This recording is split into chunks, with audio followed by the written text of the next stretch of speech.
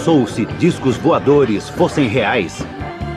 E se Hitler tivesse uma nave e planejasse atacar Nova York? E se os norte-americanos desenvolvessem um disco voador impossível de se detectar e a CIA utilizasse alienígenas invasores como disfarce para projetos militares ultra-secretos? Hoje vamos revelar que isto é tudo verdade. Os verdadeiros discos voadores. Por 50 anos, o mundo foi louco pelos discos voadores. A loucura foi tanta que agora há mais ingleses acreditando em alienígenas do que em Deus. Este filme é confidencial. A verdade é um pouco mais confusa. Discos voadores existem, mas eles não vêm direto do espaço cósmico. Surgem da Terra e dos lugares mais obscuros das pesquisas militares.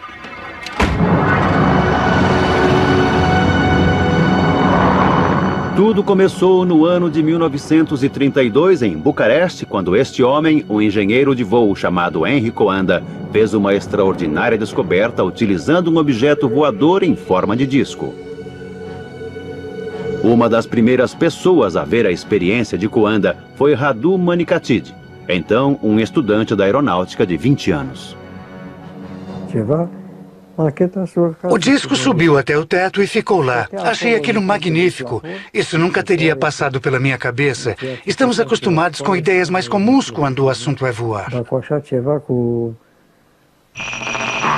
O jovem Radu tinha testemunhado o primeiro disco voador do mundo. E ele funcionava assim. Se lançarmos ar num objeto em forma de disco, seu curso seguirá as curvas da superfície deste objeto. O ar é literalmente sugado pela parte superior e circula por toda a parte inferior. Coanda achou que poderia diminuir a pressão da parte superior e aumentar a da inferior, provocando a levitação da aeronave. Isso ficou conhecido como efeito de Coanda. É o princípio da teoria de voo deste objeto. Era uma ideia muito simples, mas alguém precisava ter pensado nela antes. Então aconteceu algo que mudaria totalmente o curso de desenvolvimento do disco. Em 1939, a guerra explodiu e por um longo período o mundo investiu em pesquisas de novas armas e maneiras de disseminá-las. Mas a simples ideia de Coanda estava prestes a ter sua vez.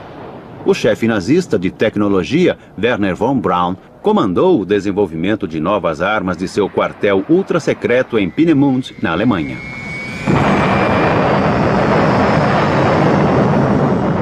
Ali, ele desenvolveu armas de ponta aterrorizantes, como o foguete V2. Esse foi o principal local de desenvolvimento dos projetos. E ele funcionou por um longo período. Mas o que poucas pessoas sabiam era que a 420 quilômetros dali, em Praga, os nazistas tinham uma base de pesquisa ainda mais secreta e estavam trabalhando numa nova e fantástica aeronave. Existiam uns 15 protótipos. Eles construíam, testavam, descartavam e passavam para o seguinte. E quem era o parceiro para estes novos e assustadores projetos? Skoda. Os nazistas estavam utilizando o engenheiro Skoda para fabricar todos esses tipos de aeronaves. Sim, eu vi. Para mim era algo excepcional. Uma esfera com o painel da cabine central em plexiglass e com jatos em volta que criavam alavancas de impulso. Luigi Romersa acompanhou a criação do primeiro disco voador do mundo. E era um Skoda. Aqui dá para ver o piloto desenhado na cabine. Ele pilotaria os discos em pé. De acordo com Romersa, um Hitler cada vez mais desesperado e iludido planejava utilizar suas novas armas secretas num ataque devastador sobre Nova York.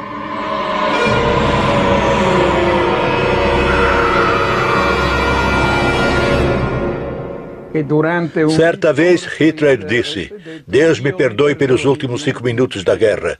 Ele queria utilizar as armas que havia desenvolvido. Isso nunca aconteceu, é claro. Os russos estavam avançando sobre Praga e enquanto a retaguarda alemã lutava desesperadamente nas ruas, os cientistas do plano secreto Skoda tentavam destruir as evidências de suas pesquisas. A pressão do inimigo estava insuportável. O campo de aviação foi detonado com dinamite e o disco explodiu com o resto do equipamento. Eles tiraram os discos de seus suportes e colocaram na pista. Aí detonaram com cargas explosivas, fazendo com que queimassem ali na pista na frente de todos. Os nazistas destruíram os discos, mas os cientistas que os construíram sobreviveram e passaram a ser disputados pelos vitoriosos aliados. Quem venceria a corrida pelos segredos dos inventores do disco voador?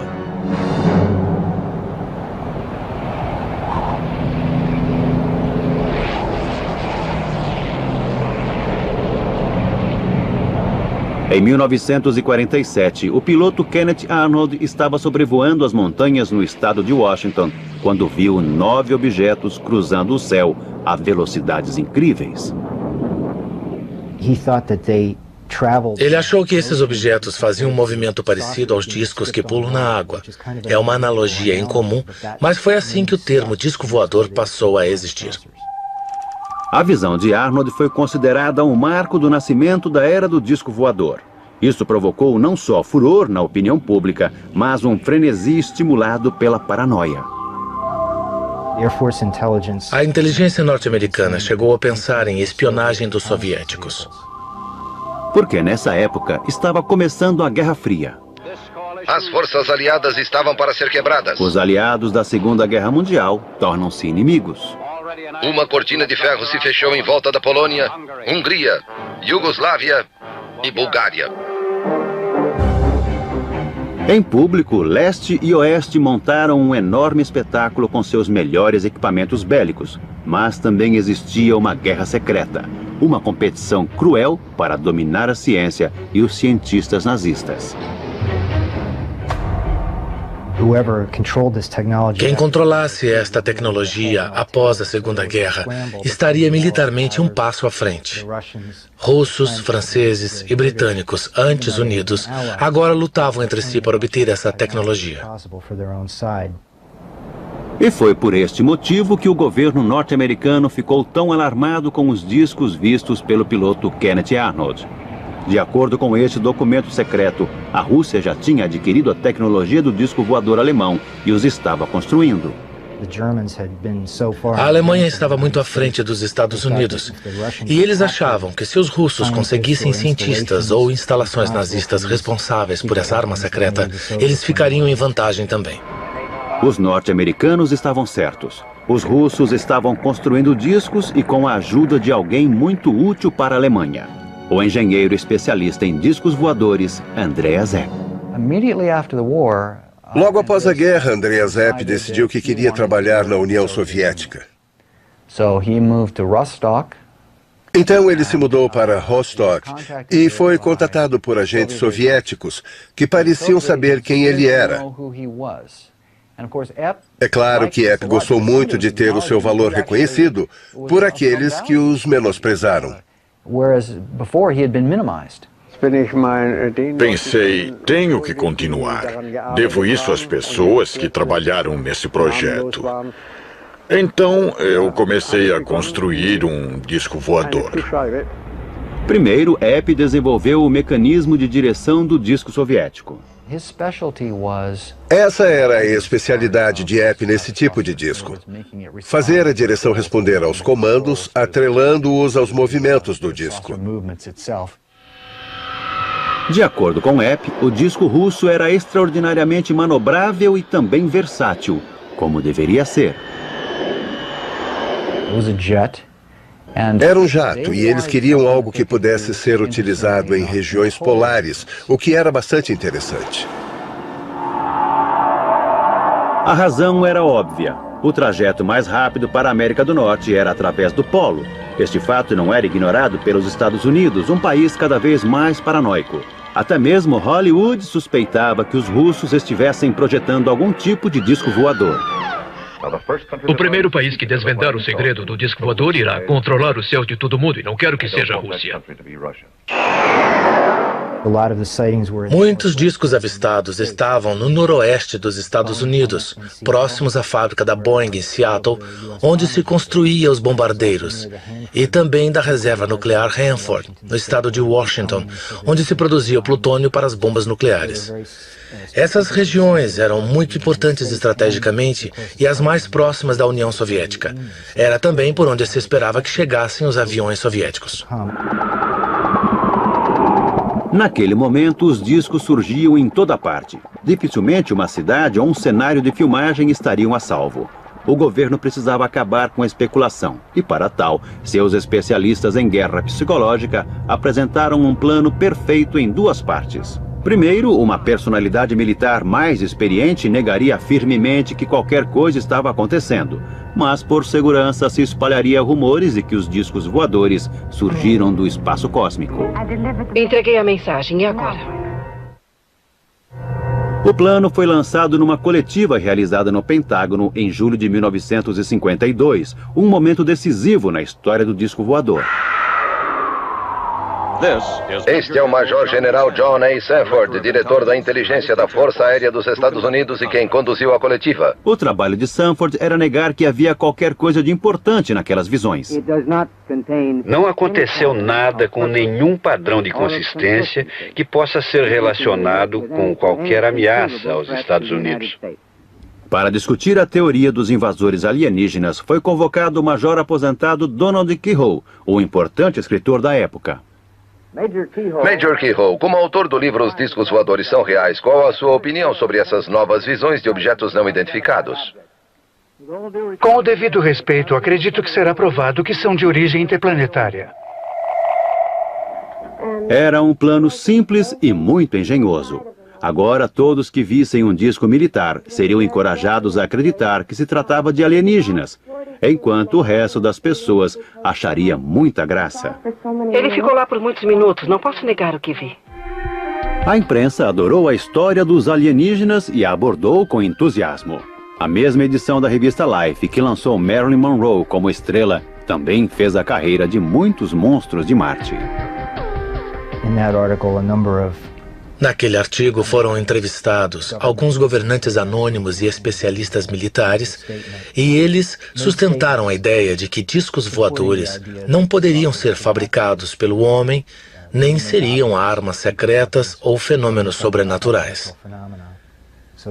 Então, a alternativa restante era que eles vinham de outro planeta, e aquela foi uma das primeiras vezes em que a teoria recebeu uma publicidade maior. Nunca antes um filme deflagrou tal estado de euforia, um espetáculo emocionante. Os textos de Donald Keyhoe inspiraram o mais clássico filme sobre o tema, Heart vs. Flying Saucers, que contava com o perito em efeitos especiais Ray Harryhausen. A ideia fundamental veio de um de seus livros sobre discos voadores. Eu sabia que o governo tinha realizado muitas experiências com objetos voadores circulares e as mantiveram em segredo. A ideia era que todos acreditassem que alienígenas vinham do espaço cósmico. De fato, o governo estava tão interessado no filme que o produtor Charles Schneer tinha por tarefa mantê-lo informado sobre o que acontecia ali. Sem dúvida, assim que o roteiro foi finalizado, tenho certeza de que Charles o entregou a pessoas importantes e a membros do programa espacial.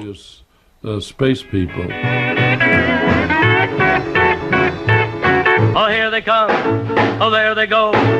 Mas enquanto os cidadãos norte-americanos olhavam para o céu com graus diferentes de preocupação, os homens de preto enxergavam além. Estavam desesperados para construírem seus próprios discos e, como os russos, procuravam um cientista nazista experiente para ajudá-los. Em 1945, quando os nazistas se renderam, o exército norte-americano estava preocupado que os cientistas alemães caíssem nas mãos dos soviéticos. Os Estados Unidos também queriam explorar o conhecimento desses cientistas para auxiliar no desenvolvimento de programas relacionados a mísseis, armas eletrônicas, radares, aerodinâmica de supersônicos, motores a jato e outras tecnologias de que os alemães tinham conhecimento. Montaram um programa chamado Overcast Paperclip para reunir esses cientistas e trazê-los para os Estados Unidos. Em alguns aspectos, os norte-americanos se saíram muito bem. Eles arrebanharam o chefe de tecnologia nazista Wernher von Braun e o tornaram um valioso membro da organização militar. Conseguiram também informações sobre a tecnologia do foguete V2. Mas enquanto manuseavam seus novos brinquedos com muito mais entusiasmo do que habilidade, sabiam que havia uma enorme lacuna no novo arsenal. Eles não tinham os discos voadores alemães. É provável que a Força Aérea estivesse preocupada com o avanço dos russos e precisávamos ter o nosso próprio disco como uma resposta aos discos soviéticos. Então, num dia de 1957, aconteceu um golpe de sorte. E este, mais uma vez, envolvia o alemão Andreas Hepp, que agora morava no leste da Alemanha. Por algum motivo, ele não estava mais contente com a sua vida no leste da Alemanha. Não sei o que foi. Pode ter sido divórcio. Seja como for, ele foi parar no oeste. Ele atravessou a fronteira e disse: "Olá, aqui estou. Estava espionando para os soviéticos e quero dizer a vocês tudo o que sei." Os norte-americanos imediatamente o jogaram na prisão e começaram a interrogá-lo. E enquanto estava preso, Hepp começou a escrever e a desenhar de memória o que havia feito para os soviéticos, qual era o plano do disco soviético e para que ele seria usado. Com a ajuda de Andreas Hepp, o projeto do disco norte-americano pôde começar de verdade. No final da década de 50 e início de 60, quase todos os principais fabricantes de aeronaves, incluindo a Boeing, Convair e Lockheed, passaram a se dedicar ao conceito de veículos com formato de disco para utilização variada. Esta é a divisão da Lockheed na Califórnia, um braço antigo do clã dos Lockheed e local de origem dessa família com asas. Lockheed estava se dedicando a projetos de discos para a Força Aérea dos Estados Unidos. Eles tinham um sistema de mecanismo central direcionado para baixo para que a aeronave decolasse na vertical, realizasse transição para voo horizontal e alcançasse velocidades altas, podendo voar a milhares de metros, o que era muito avançado para a época. Os engenheiros da Lockheed estavam desenvolvendo um disco que utilizava um propulsor central a jato e um rotor para criar o efeito Coanda, ou o efeito do disco voador. Uma vez no ar, seu jato era redirecionado para que viajasse horizontalmente em velocidades supersônicas. Mas ela não foi a única corporação a se dedicar a essa tecnologia. A Convair era uma das principais companhias aéreas nos anos 50 e 60. Como a Lockheed, a Convair tinha projetos secretos e contava com a ajuda de uma personalidade, o astro de Hollywood, James Stewart. Fiquei lá quase um dia inteiro. Acredite, aquilo era uma aeronave tanto. Nas décadas de 50 e 60, Bob Widmar era um experiente projetista da Convair e um elemento fundamental na equipe que construiu o B-58 Hustler. No início dos anos 60, esse era o avião mais rápido da Terra.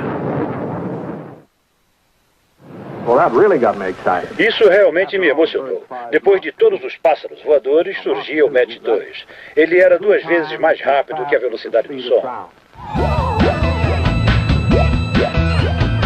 Mas Bob Widmer não projetou apenas aviões a jato. No fim dos anos 50, ele recebeu uma formidável missão: desenhar uma aeronave invisível, ou que pelo menos não fosse detectada por radares.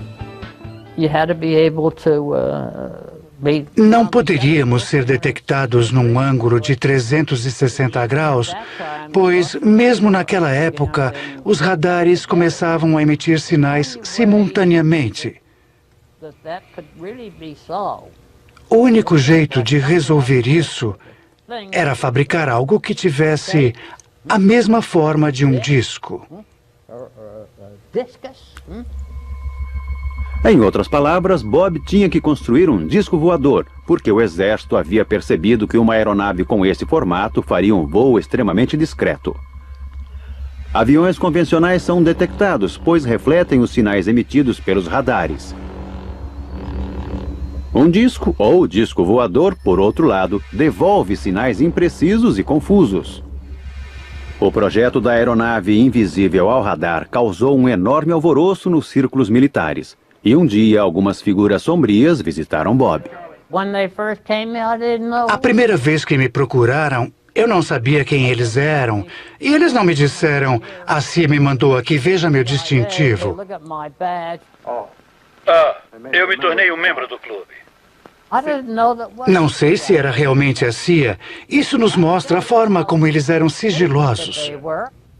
De fato, a CIA estava sendo até mais misteriosa do que o normal, porque não combatia somente inimigos dos norte-americanos. Era uma guerra secreta contra a própria Força Aérea dos Estados Unidos, que não poderia ter conhecimento sobre os aviões invisíveis. Eles enganavam, mentiam, eram desonestos. Para encontrá-los, por exemplo, eu tinha que ir até edifícios de Washington que ainda estavam em construção. Reservas aéreas eram feitas com nomes falsos. Era difícil para mim e para minha esposa. Pediam-nos para fazer essas coisas, mas tudo era um amontoado de mentiras. Chegamos ao ponto de não poder dizer mais o que era real, porque tudo era falso. Bob relutou, mas concordou. Desenhar um objeto em forma de disco imperceptível ao radar. Eu nunca faria isso novamente. Sofrer essa pressão, viver nesse clima falso. Não podíamos falar com ninguém, exceto em alguns lugares escolhidos por eles. Tudo era tão confidencial que não poderia existir nenhuma menção ou referência ao plano que levava o nome de Black Project, Projeto Negro. Tudo era muito estranho e misterioso. As coisas eram obscuras ao extremo. Vivíamos na extrema obscuridade. O projeto de Bob nunca veio a público e a CIA eliminou todos os seus registros e desenhos. Bem, eu acho que a nossa história termina assim. Ou não. Enquanto a CIA mantinha Bob na escuridão, outra aeronave estava sendo trazida à luz.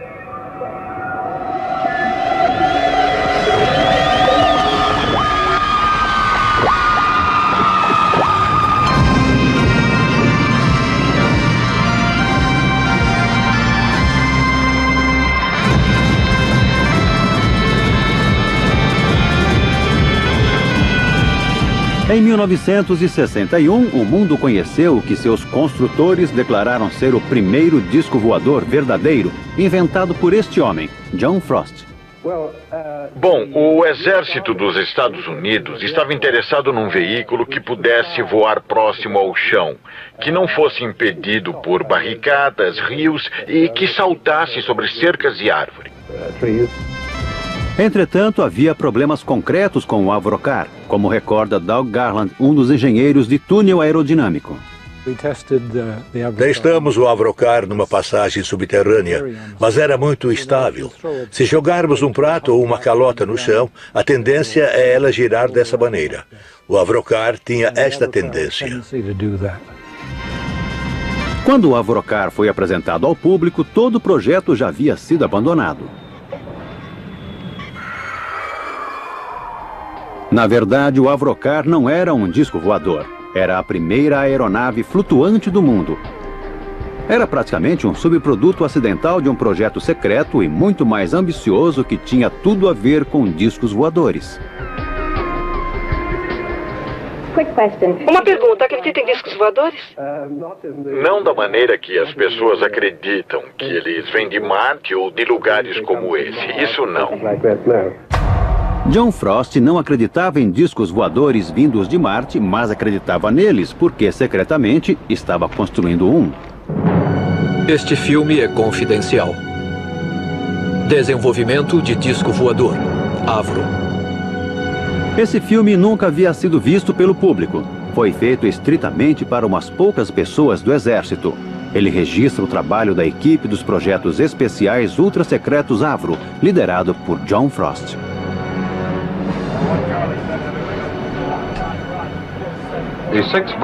O conjunto do motor Viper foi construído pela Avro Aircraft Limited para desenvolver o sistema de força de uma aeronave de plataforma circular. Ele é constituído por uma estrutura com 6 divisões, excluindo a asa externa, a cabine de comando, vias de entrada de ar e os controles de voo. Frost estava construindo um disco voador supersônico com a potência de um enorme jato. Seu codinome, Projeto Y, ou Sistema de Armas 606A. No final, eles perceberam que haviam conseguido um considerável avanço para o advento do disco voador. E também recorreram à tecnologia do disco alemão. John Frost tinha conhecimento das pesquisas sobre desenvolvimento de discos voadores realizadas pelos alemães na época da guerra. Elas eram possivelmente a base do que ele presenciou pelo mundo como sendo discos reais. Isso foi numa época em que a CIA estava financiando um projeto de disco com um conceito muito parecido com o que ele tinha em mente. O exército estava entusiasmado com a visão que Frost apresentou. O projeto secreto original demonstrava que o disco poderia voar mais alto e rápido do que qualquer outra aeronave ou sistema de armas até então disponíveis. Os documentos da Força Aérea sobre o objetivo do disco são ambíguos. Eles mencionam que ele poderia ser utilizado como um sistema de reconhecimento de armas especiais. Se tivesse o desempenho que a Avro achou que pudesse alcançar, o disco seria capaz de escapar de qualquer defesa e atacar impiedosamente qualquer outra aeronave. Entusiasmado, o exército injetou quantias enormes de dinheiro no projeto. O grupo de projetos especiais tornou-se com isso uma entidade. Conseguiram um lugar na área de teste de voos e começaram a se dedicar ao que Frost via como uma forma ideal, um disco voador completamente circular. Eu não tinha ideia de que pudesse existir algo como o grupo de projetos especiais, porque tudo era considerado ultra secreto.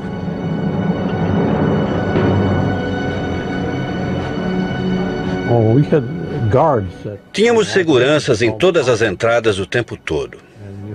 E era necessário o uso de um distintivo especial com um pontilhado colorido que permitia a entrada na área de projetos especiais. Eu era projetista sênior do grupo de projetos especiais. Comecei a trabalhar no 606A como projetista do supersônico para a Força Aérea dos Estados Unidos.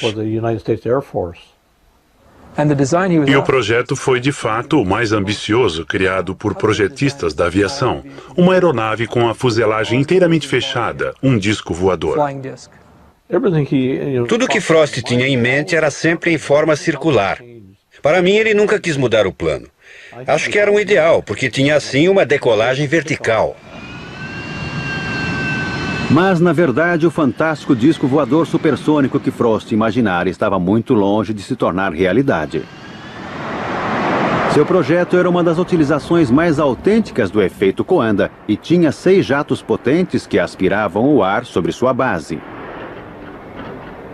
Isso possibilitava a levitação e o manejo do disco, mas não seria fácil nem seguro testar essa aeronave e seus 6 jatos potentes. Ray Takushi foi responsável pela construção de um equipamento de teste. Era uma forma com 6 lados, e então construímos o mecanismo sobre ele.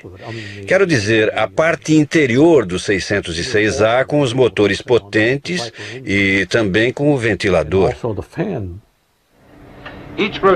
Cada conjunto de rotação está condensado num anel superior e inferior de lâminas compressoras e um anel central de lâminas turbinadas. As lâminas turbinadas estão alinhadas num tubo de exaustão que está associado à estrutura fixa.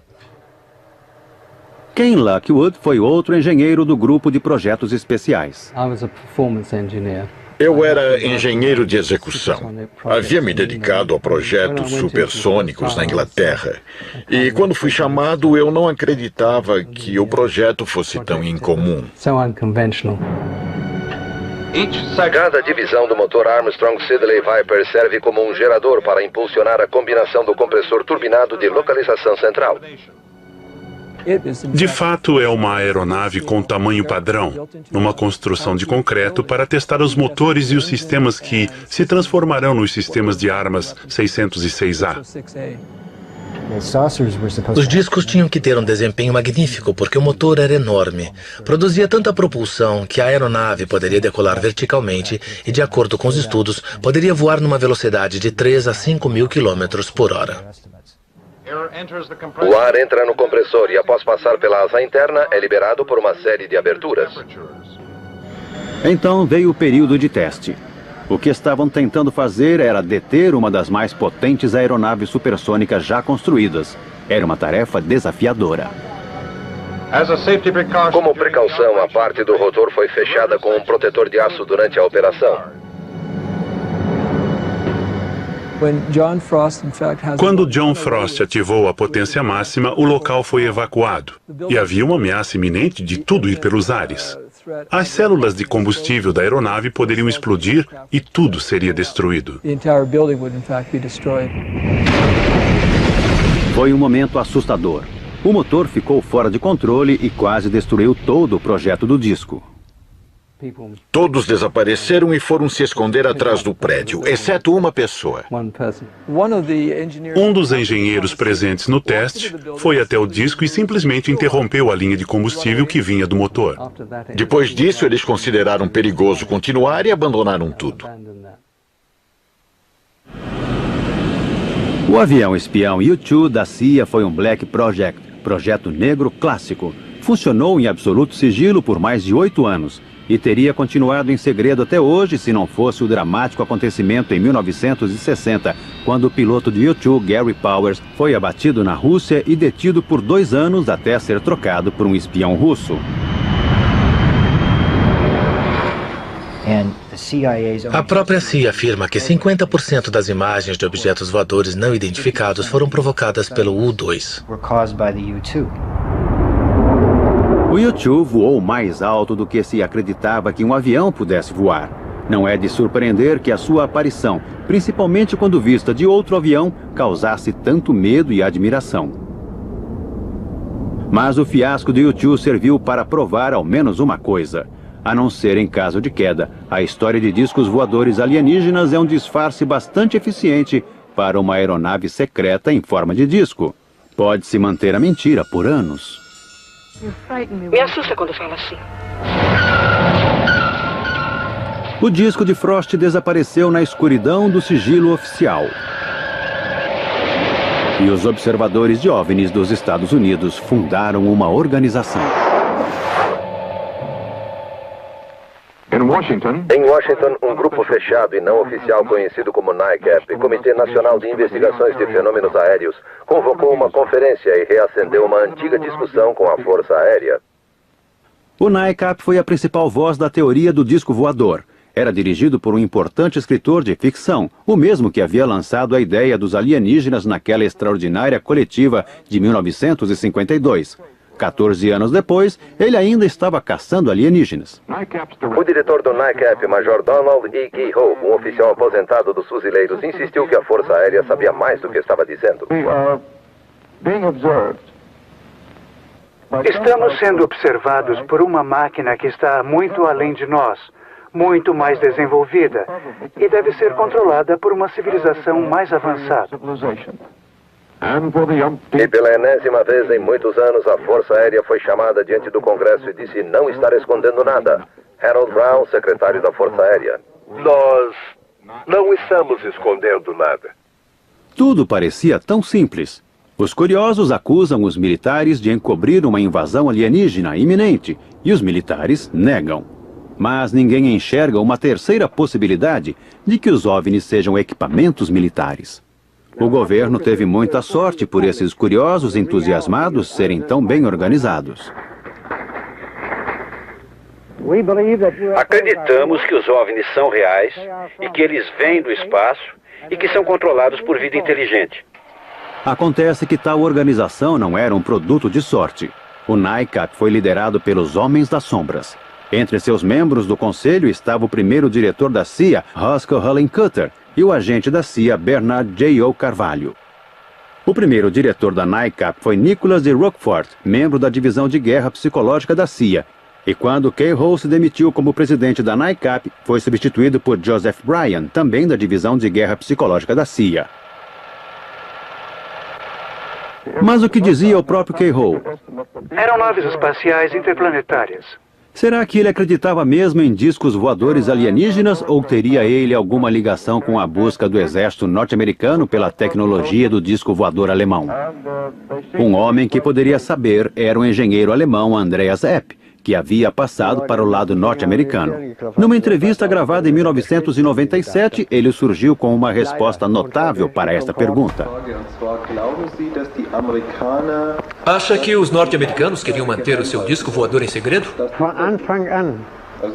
Desde o começo, bem no começo, o Major Kirro estava no Pentágono, na divisão de OVNIs, e eles descobriram que a Alemanha estava construindo discos voadores.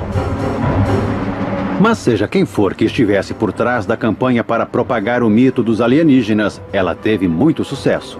E que melhor lugar para um mito do que Hollywood, a terra dos sonhos. Plano 9 do espaço cósmico.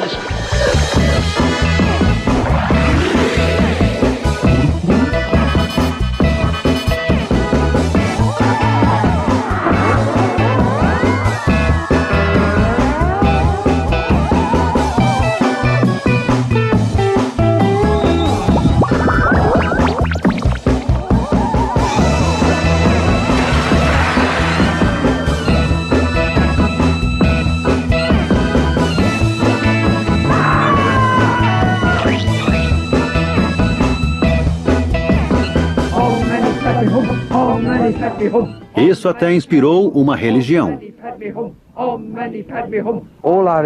Toda a nossa informação vem do nosso líder, que é um yogi e está em contato com uma inteligência espacial.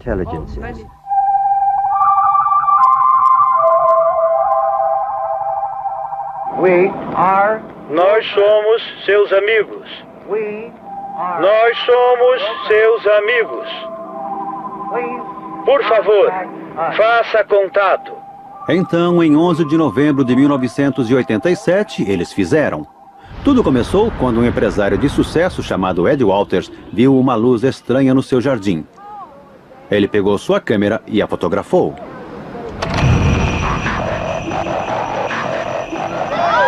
Foi a primeira de dezenas de aparições que viriam nos anos seguintes. Quando as fotos foram reveladas, elas mostravam algo que, com certeza, parecia ser discos voadores.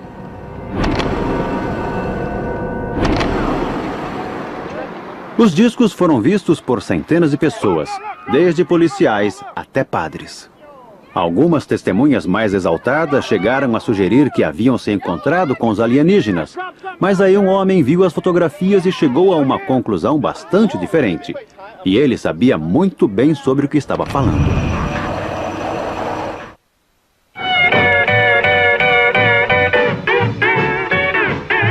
Gulf Breeze, Flórida.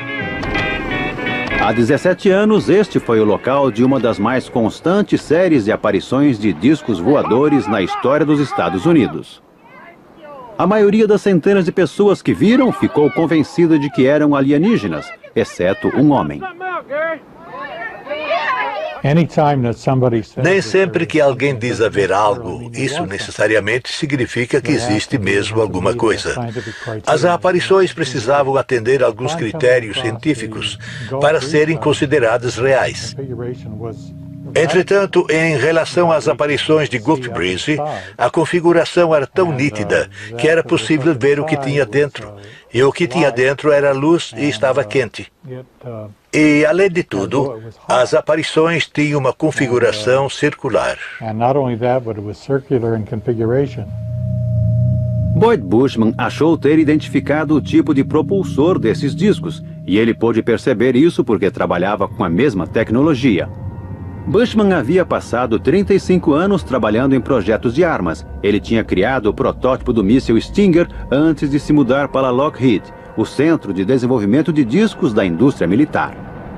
Enquanto estava lá, ele e seu grupo começaram experimentos com uma nova e radical fonte de energia. Isso é nada mais do que 250 rotações do fio número 30. E pegamos os condutores e ligamos numa tomada comum. O que aconteceu depois surpreendeu todo mundo. E aqui está. Até agora, Bushman não sabe muito bem como isso funciona. Mas quando ele viu as fotos dos discos de Gulf Breeze, começou a se perguntar se eles não estariam usando a mesma tecnologia. Dá para ver que começa a soltar fumaça. Essa fiação experimental é muito perigosa e torna-se muito quente em segundos, mas Boyd acredita que isso explica o brilho branco dentro dos discos de Gulf Breeze, que ele acha serem aeronaves não tripuladas. Se você modificar as voltagens e as frequências, é bem possível que esse artefato possa voar. Na verdade, deveria voar perfeitamente bem. E acreditamos que foi o que as pessoas fizeram no projeto de Gulf Breeze. Então, quem eram essas pessoas? Ele acredita que os discos são projetos ultra-secretos desenvolvidos pelos militares norte-americanos. É provável que houvesse uma outra ramificação nossa. Temos muitas pequenas divisões de áreas ultra-secretas. Esteve em muitas delas. Na verdade, fiz essa descoberta por mero acaso e provavelmente houve um aperfeiçoamento. Eles escolheram aquela região para desenvolver essa tecnologia. Eles são diabólicos, capazes de fazer coisas como essa ou até mesmo piores. Eles certamente haviam sido diabólicos antes. Nos anos 70, houve uma sequência dramática de aparições de OVNIs, mas eles eram diferentes. Muitos pareciam ser mais triangulares do que circulares. A especulação entre os observadores de OVNIs aumentou tremendamente. E foi então que esse homem entrou em cena. Seu nome é Jim Goodall. Ele é curador do Museu do Voo em Seattle. Mas em seu tempo livre, faz outra coisa. Vou ao deserto quando tenho chance. Estive lá umas 80 vezes nos últimos 15 anos nas minhas horas de folga. Jim visita lugares ultra-secretos da aviação para fotografar o esconderijo dos Black Projects, os projetos negros norte-americanos. O melhor jeito para evitar ser descoberto é alugar um veículo de cor neutra. Eu tinha uma rede de camuflagem infravermelha. Colocava sobre o veículo, jogava ramos de sálvia sobre ele, e quando eles olhavam ao redor, não viam nada que chamasse a atenção. Em 1988, Jim tirou uma foto de uma aeronave que havia sido mantida no mais profundo sigilo por mais de 10 anos. Estava com minhas câmeras prontas. Ouvi algo decolando e vi um T-38 no ar que eu tinha identificado. E então apareceu um F-117 sobre minha cabeça. O F-117 é o Stealth Fighter, uma aeronave invisível. Por mais de uma década, ela tem voado nos céus norte-americanos e vem sendo convenientemente identificada como uma nave alienígena. Gastei um filme colorido de 36 poses e só tive umas 2 fotos fora de foco ou escuras. Eu estava tremendo de emoção. Foi um dos momentos mais emocionantes da minha vida. E minha foto foi essa aqui. Olha, esta imagem bem aqui. Com essa foto, Jim revelou a verdade sobre as imagens triangulares. Se você olhar um F-117 de frente, ele parece um disco voador.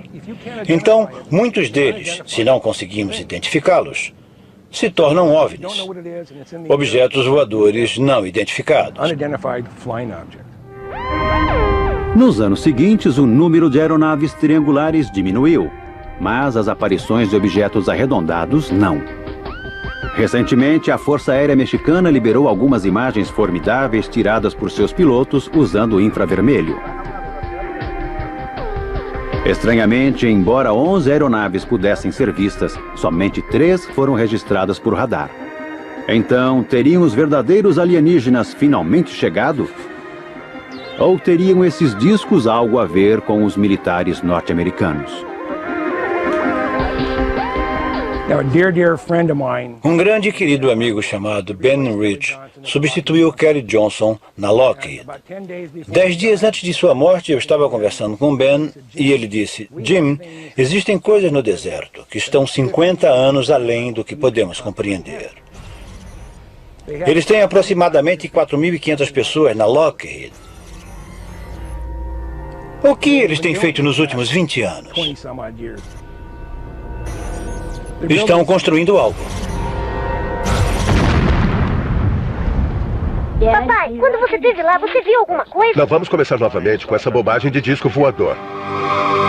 Versão brasileira, Vox Mundi.